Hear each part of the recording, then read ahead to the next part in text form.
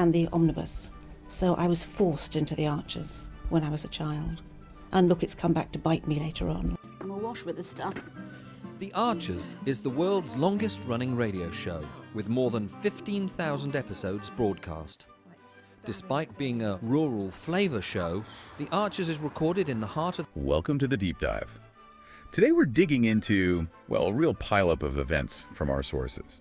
It really proves that old saying, when it rains, it pours. It absolutely does. We're looking at this incredibly chaotic period where you've got high-stakes vet surgery, a kind of shocking corporate scandal involving a near poisoning, and just this bizarre logistical mess all happening at once. It's a fascinating look at how different people handle pressure, or maybe how they don't handle it. Yeah. Our mission for you listening is really to get inside how these simultaneous pressures impact the key players. Right. Especially Stella, who's making this huge career and life change, and Alistair, who gets caught between his professional duty and, well, his personal life in a very, very graphic way. Okay, let's start with Stella. Her ambition basically runs headfirst into reality, doesn't it?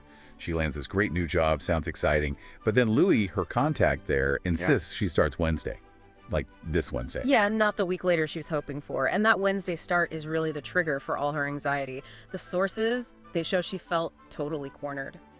She wanted to seem keen, so she said yes. Yeah. But inside, she was panicking. She's quoted thinking, "I thought I'd at least have a week or so to get myself ready." It's a classic feeling, isn't it? Being unprepared for something big and new. And what's interesting, I think, is how that big fear, the unknown job, new boss, all that, it gets shifted onto these smaller practical problems almost immediately. Exactly, yeah. Instead of dwelling on the sort of abstract corporate stuff she's walking into, she gets laser focused on the things she can actually see and touch, like the drive The long drive, yeah. to the other end of the county. That becomes the physical symbol of her stress. Yeah. And the source material is so specific, it mentions her car's near side rear tire needs replacing. Right. That detail tells you she's kind of obsessing over this mechanical thing because, well, maybe she feels she can fix a tire, unlike the uncertainty of the whole job situation. But the real heart of the pressure, emotionally anyway, seems to be Cleo, her new dog. Oh, absolutely. Stella promised the rescue center that Cleo would get a stable home environment. But now, with this commute, That's impossible. she knows Cleo's still too new to leave on her own for that long every day. So her professional dream is instantly clashing with this promise she made for her dog. This is where Gran and Leonard come in, though. They kind of see her drowning in logistics. They do. They step up, become these sort of unexpected problem solvers, offering to look after Cleo until Stella's more settled. And it's not just a vague offer, is it? They suggest taking Cleo right away so the dog can get used to the farmhouse, get used to that. Which is perfect. Yeah. It just neutralizes her biggest worry right there. Frees her up mentally to deal with the tire, the first day nerves, whatever. It's this quiet, domestic fix. Yeah. And it's such a contrast to the intense physical pressure Alistair is about to face. So connecting that, Stella's stress gets managed by essentially outsourcing her domestic worry. Pretty much. But Alistair's crisis, that's all on him. Well, him and his surgical partner. He's on call this weekend, and then Pip calls. It's a big emergency. A massive one. A heifer's been in labor since 8 in the morning.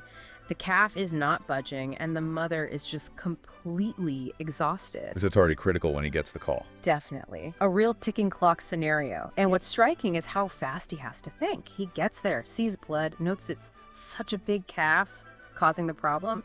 He and Paul, they instantly know. What? They have to skip trying to pull it out manually. It's got to be a C-section, straight to surgery.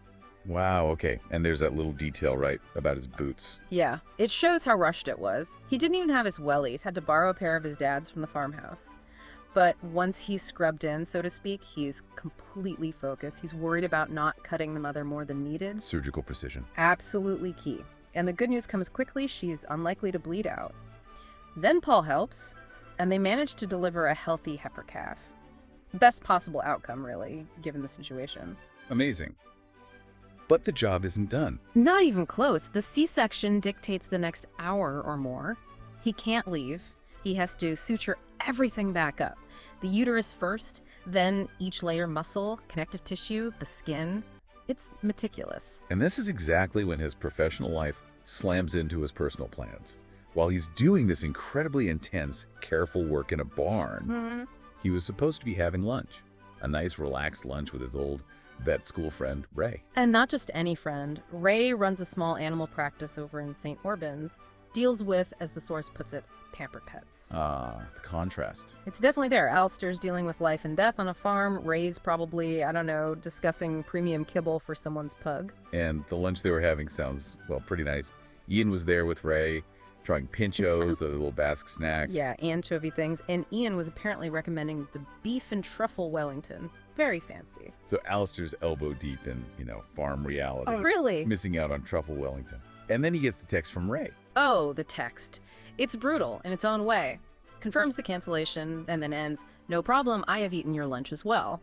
Ouch. It just perfectly sums it up, doesn't it? Your dedication to the job, to this emergency, means someone else gets your reward, literally eats your lunch. The sacrifice is tangible. But even if you are eating fancy snacks, the outside world finds you. Eh. While Ray and Ian are at Greg Gables, Ian's lunch gets interrupted by Brad. Brad bursts in. He's got news about this mandatory corporate thing. Dean's holding a job shadowing draw at 3 p.m. in the ballroom. Mandatory. A job shadowing draw. Yeah, and Brad's treating it like it's the FA Cup draw or something. Hugely important, apparently. All non-essential staff have to be there. Right, this kind of corporate absurdity. And it sets the stage, weirdly, for a much bigger revelation. Ian asks Brad about the flower and produce show. And Brad just casually drops this bombshell.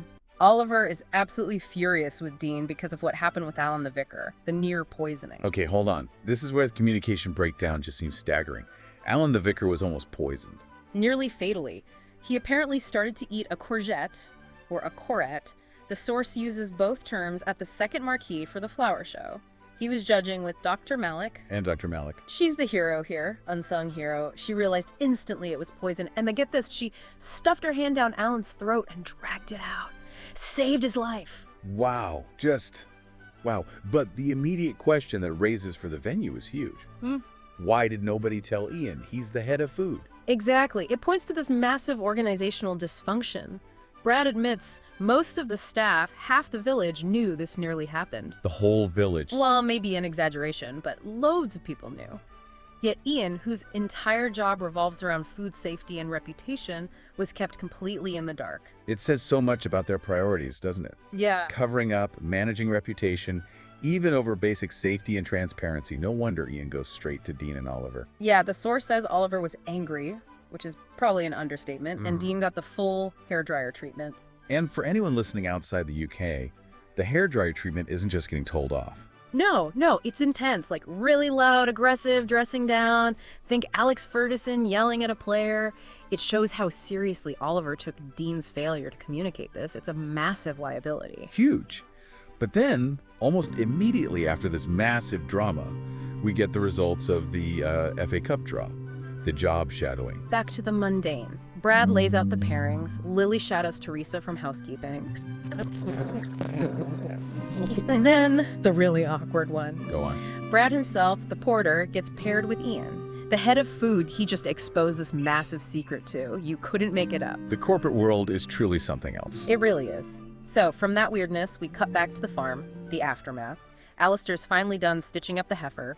Pip's making sandwiches because, understandably, he's starving after all that. Offers Paul one too, ham and pickle. Nice gesture, but Paul's not really focused on food. No, he's completely distracted, pacing around searching. He can't find one of his white trainers. Oh no. He knows he left them there, right? When he changed into David's wellies for the C-section, but now there's only one. And then the answer walks in. Literally. Stella arrives to drop off Cleo with Gran and Leonard, and Leonard pipes up. He saw Cleo earlier running about with something white in her mouth. Cleo, the dog strikes again. The stress relief dog is also the shoe thief. Exactly. It's this moment of pure low-stakes chaos right after the high-stakes life-saving drama. But for Paul, who cycled there and doesn't drive. It's massively embarrassing. Totally. He insists on leaving right now. They offer him David's shoes, lift home. Sensible options. But no, Paul says he'll just hop, and he leaves. Hopping. Why? Why hop? I think it's about control, maybe. After the intensity of the surgery, this minor, ridiculous embarrassment happens, refusing help, choosing this absurd exit. Maybe it's his way of just getting out, taking charge of something, however weirdly. Okay, that makes a strange kind of sense. And this final bit of chaos, the shoe, Paul hopping away, this is what pushes Stella over the edge. Completely. She sees the whole chain of events, the sudden start date, the tire. Now the dog stealing the shoe is just one big disaster. And she turns it inwards. Instantly, the dog's minor transgression becomes proof of her incompetence. She starts spiraling. The source quotes her worrying, "If I can't even do that simple thing, what chance do I have with this big new unfamiliar job?" She even suggests maybe she should just forget it and stick to straightforward farming. Wow. From a stolen trainer to questioning her entire career path. Yeah, she took that small external mishap and let it feed her deepest fears about failing at the new job. So let's try and pull this together. We've got these really different threads. What's the takeaway when you look at them all? Well, the sources really highlight a split, don't they, between decisive action and, well, paralysis or secrecy. You see the success of quick thinking, Dr. Malik saving Alan, Alistair saving the calf, immediate, effective responses to crisis. Right. And then you see the damage from bad communication, like the poisoning cover-up, or from anxiety getting displaced onto the wrong things, like with Stella. I think the core insight is about how people and organizations decide what counts as a threat.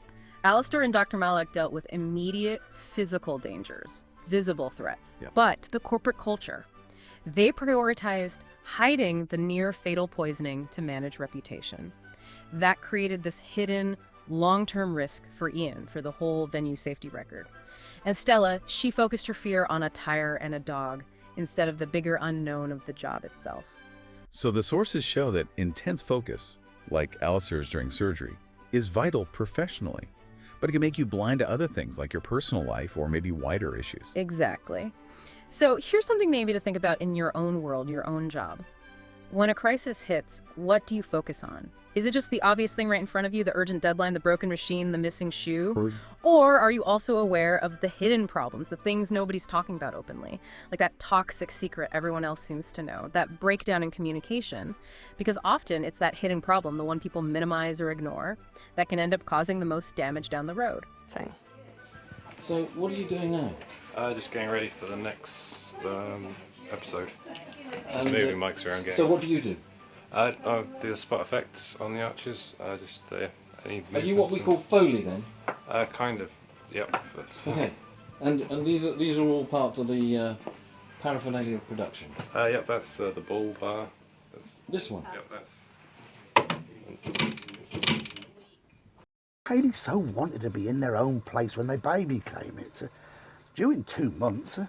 Not much chance of that now. No. I mean, it would have been a stretch for them financially, mind, but I just wish there was something practical I could do to help them, Caroline. I mean, I think The Archers has had this immense popularity over the years, basically because it has always very accurately reflected the reality of life and living in a rural community at whatever